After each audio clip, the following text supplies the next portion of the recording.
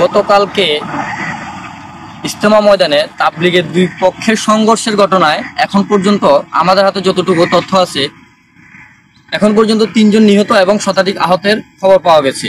আপনারা দেখতে পাচ্ছেন যে আমার পিছনে যে ওনারা থাকার জন্য যে তাঁবু করেছিলেন, কিভাবে নৃশংসভাবে এগুলা ছিঁড়া হয়েছে। এবং দেখেন এপাশে দেখেন যে ওনাদের ক্ষতচিহ্ন এখনো বহন করতেছে। এখানে বাস করে আছে।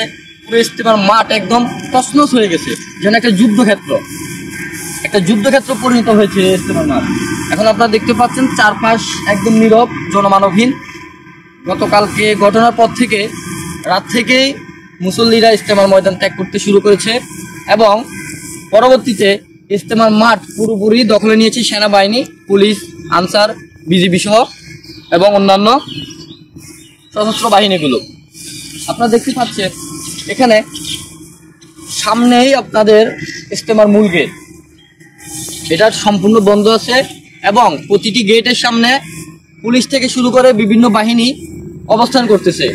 ইজতেমার মাঠে আপাতত 144 ধারা জারি আছে, যে কেউ চাইলে প্রবেশ করতে পারবে না। এবং ইজতেমার মাঠ রক্ষণাবেক্ষণ এবং এগুলা পরিষ্কার করার জন্য আমাদের হাতে পাওয়া তথ্য মতে 500 জন মুসল্লিকে দায়িত্ব দেওয়া হয়েছে। তারা শুধু ইজতেমার মাঠে অবস্থান করতে পারবে।